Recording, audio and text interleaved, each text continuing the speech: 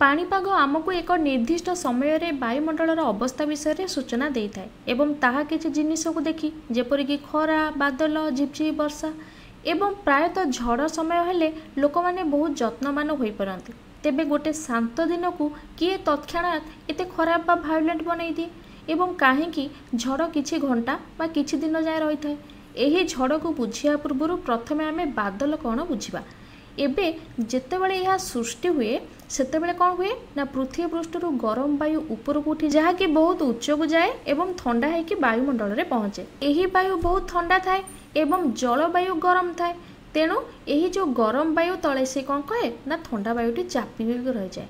केमिति चापी हो रहे देख ये ठंडा वायु आसला गरम वायु आसला तापर कौन हो ये जो ठंडा वायुटी गरम वायु तले यही भाव में चापी होकर रही जाए एवं जितेबाला भूमि अधिक गरम शोषण करे से कौन कर से ताप को ऊपर को स्थानांतरण कर ऊपर वायु को स्थानांतरण कर।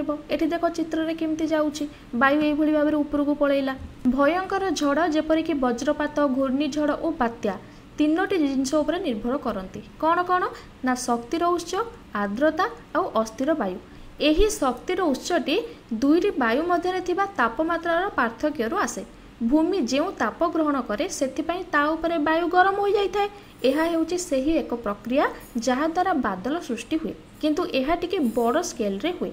भूमि बा महासागर जलस्तर गरम तले हुए यह झड़ सृष्टि करे। यह कौन करे ना अधिक शक्ति को जोगाई थाए क्या ना झड़ को आ द्वारा झड़ शक्त हुए ता सहित आर्द्रता मध्य जोगाई थाए।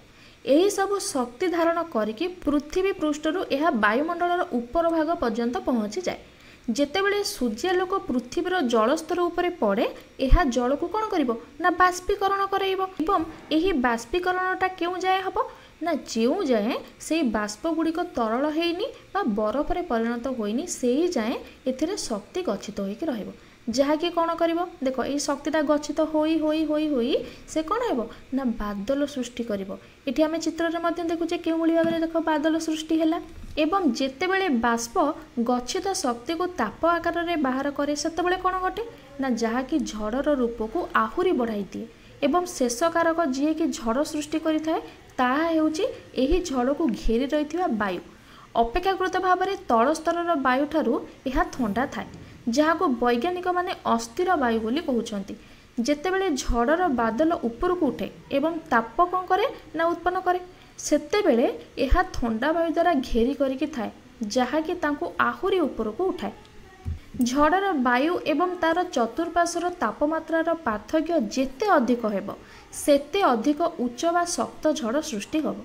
तेबे एही झड़ पई आमको प्रचुर शक्तिर उत्स दरकार अत्यधिक आर्द्रता दरकार एवं अस्थिर वायु आमको दरकार।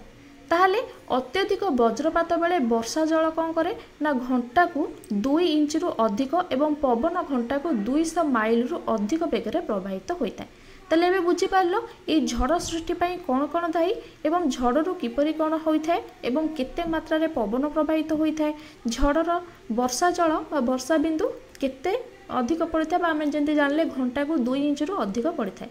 ताले आशा करुच्छे भिडियोटी तुम्हें संपूर्ण भाव में बुझीपार।